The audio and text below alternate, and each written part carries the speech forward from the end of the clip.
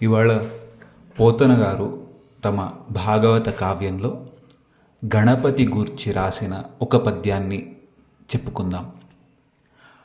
ఆదరమొప్ప మృక్కిడుదు నద్రిసుతా హృదయానురాగ సంపాదికి దోష భేదికి ప్రపన్న వినోదికి విఘ్నవల్లిక ఛేదికి మంజువాదికిన్ అశేష జగజ్జన నందవేదికిన్ మోదక ఖాదికిన్ సమద మూషక సాదికి సుప్రసాదికిన్.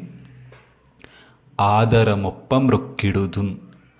ఆదరం అంటే ఇక్కడ ప్రేమ, భక్తి అని అర్థం.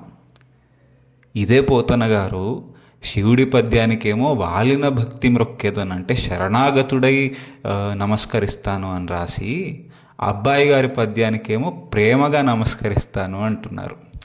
అంటే అబ్బాయి గారంటే అంత చనువు అన్నమాట, చిన్నపిల్లాడు కదా. ఇది గమనించాలి. మన కవులు దేవతల యందు ఎంత చనువు తీసుకుంటున్నారు. ఆదరమొప్ప మృక్కిడుదున్ అద్రిసుత హృదయానురాగ సంపాదికి. అద్రి అంటే కొండ, అద్రిసుత అంటే కొండ కూతురైన పార్వతీదేవి. పార్వతీదేవి యొక్క హృదయానురాగం అంటే ప్రేమను సంపాదించుకున్నవాడు అని.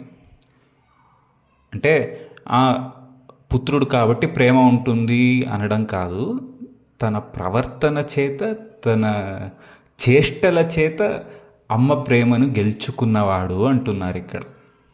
అందుకే ప్రేమగా ఆ గణపతిని మొక్కుతున్నాను. ఎటువంటి గణపతి అంటే పార్వతీదేవి యొక్క ప్రేమను గెలుచుకున్నవాడు. దోషభేదికి. దోషాలంటే ఇక్కడ మన తప్పిదాలు, పాపాలు అని తీసుకోవచ్చు. వాటిని భేదించువాడు అంటే వాటిని తొలగింపజేయువాడు, అంటే మనలోని చెడుని తొలగించేవాడు అని.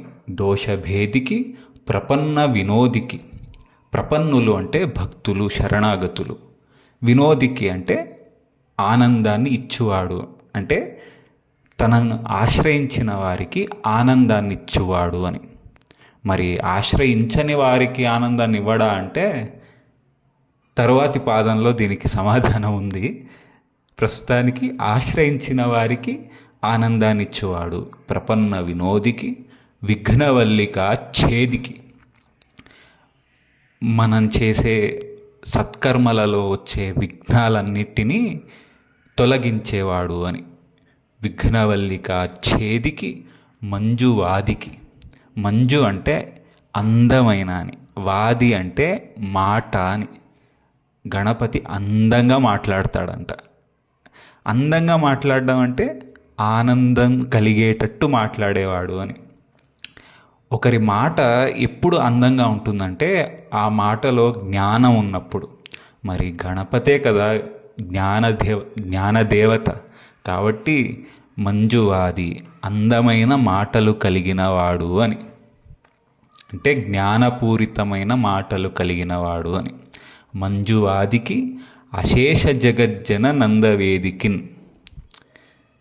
ఇంతకుముందు పాదంలో ప్రపన్న వినోదికి అంటే ఆశ్రయించిన వారికి ఆనందం ఇచ్చేవాడు అన్న ఇదే పోతన గారు ఈ పాదంలో అశేష జగత్ అంటే లెక్కలేనన్ని జగములు, అంటే లెక్కలేనన్ని బ్రహ్మాండాల్లో ఉన్న జనులు, అశేష జగజ్జన నందవేదికి.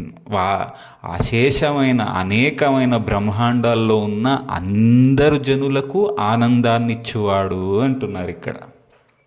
మరి అందరికీ ఆనందాన్ని ఇచ్చేవాడు ఆయనే, ఆయన్ని ఆశ్రయించిన వాళ్ళకి ఆనందాన్ని ఇచ్చేవాడు ఆయనే. అంటే దీన్ని ఎలా తీసుకోవాలంటే ఆయన్ని ఆశ్రయించిన వారికి కలిగే ఆనందం గణపతి యొక్క ప్రసాదం అని తెలుసుకుంటారు కాబట్టి వారు ఇంకా ఆనందాన్ని పొందుతారు.